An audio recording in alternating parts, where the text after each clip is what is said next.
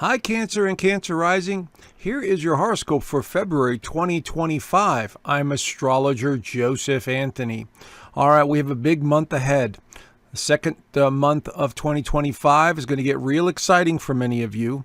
And there are several reasons for that. One, we start off the month with Mars in retrograde, which is not the greatest because many of you with a Cancer rising or a Cancer sun sign have been going and doing a lot of deep diving into the past, into your own psyche. A lot of people from the past have been showing up in your life. You've been very nostalgic in some way. And this all began on December the 6th of 2024. But the good news this month is that Mars is going to go direct. Towards the end of the month, it's going to start moving forward again. So this is where you pull yourself together and you start moving in a new direction, or you decide to move, or you decide to change something about your current situation. Okay? And so that's really positive news. But to get there, it's going to be a little tricky because we have the Sun, Mercury, and Pluto all going through your 8th house. So there's a lot of concerns over financial matters right now, or investments, or people that are not doing too well in your life, that don't belong in your life anymore. This is the house of death and rebirth. It can mean physical death, but not your own. But I'm just saying, it's just like it feels like something is transitioning. This is the house that also represents the deep psychological changes. And so with the Sun and Mercury and Pluto in there, you're going down this deep dive and you're transforming deep within yourself. And along with that transformation, some of the people in your life may not be there, let's say in a year from now, So that's the kind of energy I'm talking about. They may move away. They may decide they don't want to be in your life anymore. It's just how it works. And so this is what the energy of, especially of Pluto in the 8th house, is doing for many of you. Now, the good news is that we have this wonderful little buildup of planets in your 9th house. And this is all in Pisces. So this is making it very sort of fortunate or lucky in some way. You have an idea of what you want, and you're thinking about your belief systems and having a little bit more fun and adventure. So this month brings all of that into the mix. Okay, so there's a lot of dynamics here, but I do see them as a little bit more favorable, especially the second half of February. Okay, because we'll have the Sun that moves out of here, and Mercury will move out of here and go into this 9th house as well. But we also have a new moon at the end of the month that's going to highlight this 9th house. So there's a lot of opportunities towards the end of this month for either traveling or learning or teaching, or just being more playful and having more fun. And so that's what you have to look forward to this month, okay? Again, these are very general readings because everyone's birth chart and their birthdays are completely different. So again, it's very general. All right, let's dive in and see what we have here. Okay, so we have Venus on the 4th. We have Venus, the planet that represents relationships, partnerships, and finances, will enter your 10th house of career. So what does this mean? It means that you're focusing primarily now on getting things done at work. Maybe you have a lot more responsibility. This is the house of status as well. Maybe you're getting a lot more attention from friends and family at work, or maybe you're spending more time with people socializing at work.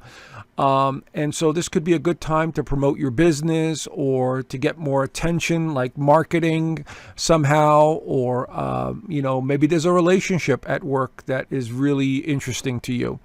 So Venus is going to be in this 10th house for at least 2 months, because next month Venus will go retrograde in this 10th house. And so it'll be hovering in this 10th house for a while. So again, this ties into this Mars retrograde because you are really trying to figure out what your purpose is, where you want to be, what your direction is. My suggestion is right now, at least the first half of the month, try not to overthink it, because we don't manifest when we worry too much or we overthink things. Let them flow. At least if you have an idea of what you want, start moving in that direction, and then things will fall into place. But Venus in Aries here is very much a go-getter in terms of resources and ambition.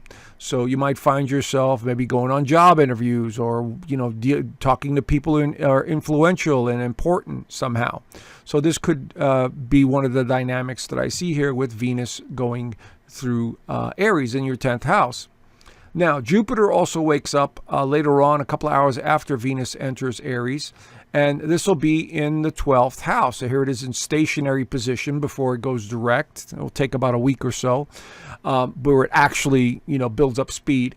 And so it's in your 12th house of spirituality. So this is a very important time now as Jupiter wakes up in this 12th house to really start listening to your intuition, to really, dive into what is really important to you that, that on the deepest level, on the spiritual level, that you need to know. Jupiter is all about information. It's about learning. It's about the larger picture. And in the 12th house, again, very visionary time. So you may be having visions of things to come, possibly things from the past, and realize that you went through them for a reason, all of that. And so it's going to amp up your imagination a lot more this month, especially with the Sun and Mercury in Aquarius. This is all about the mind. And Jupiter in Gemini is all about the mind. But here it's in the house of spirit. So maybe you're thinking about some creative project that you're doing from behind the scenes, which is highly ambitious when Jupiter is going through this house. And maybe you need to work on that. Maybe you have something to express in writing or in speech or in video somehow. This is all going to be part of this as well. The imagination is very fertile with Jupiter in the 12th house going direct. All right, so take advantage of the opportunities that come to you. Here we have the full moon this month on the 12th is going to be in the second house of income and values. While at the same time, here's the sun that's going to be opposing it, and Mercury will be conjunct the sun. So there's a lot of thoughts about financial matters here once again.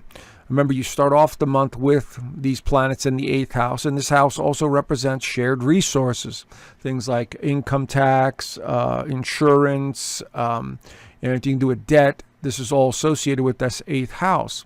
But with the full moon here in the second house could bring something to light with regards to your investments, with regards to a home matter, with regards to child expenses, stuff along those lines, which is going to be front and center. Now, it could have something to do with the economy, with markets and, what's going on in the world today. The currency is very shaky.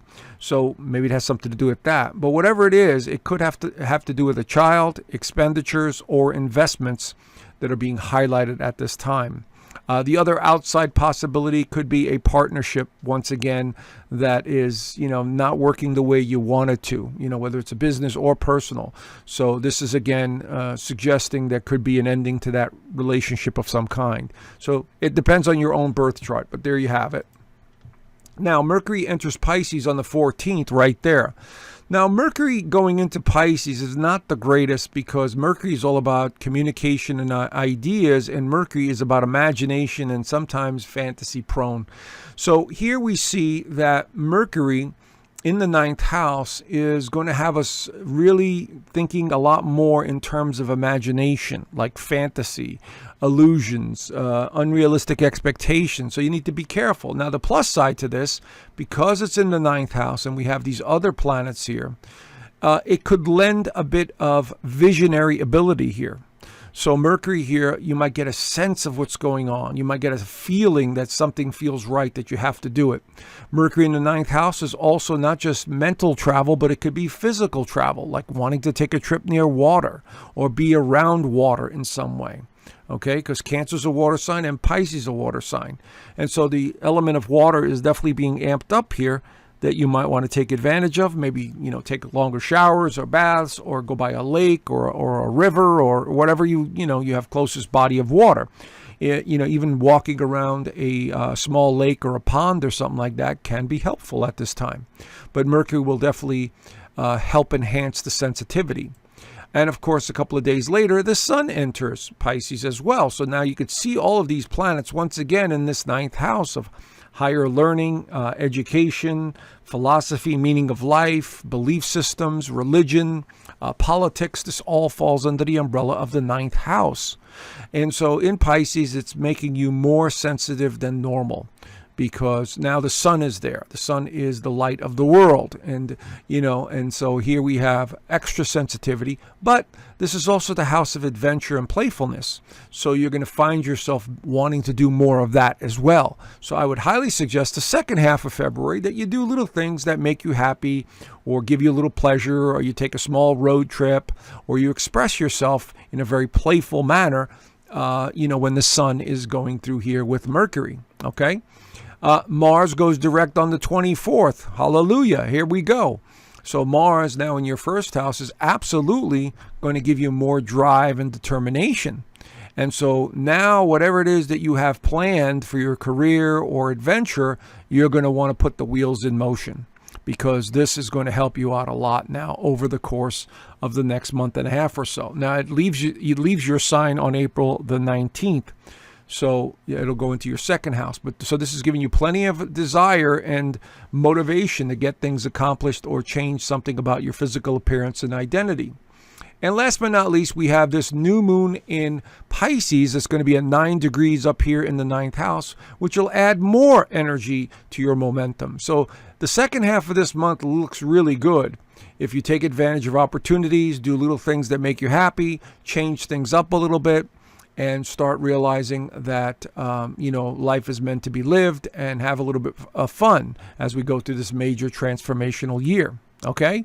So there you have the general overview. If you want to know more, I do an extended version of this horoscope in my inner circle.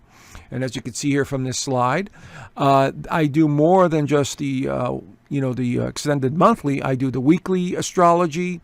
We do remote viewing now. I teach you astrology. We go over current events.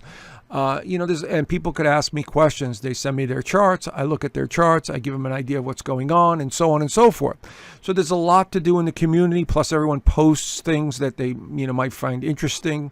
So there's a lot to do in our community. So consider joining, and you'll have an extended version of this monthly horoscope. Okay? Do the best you can, and I look forward to seeing you soon. Bye for now.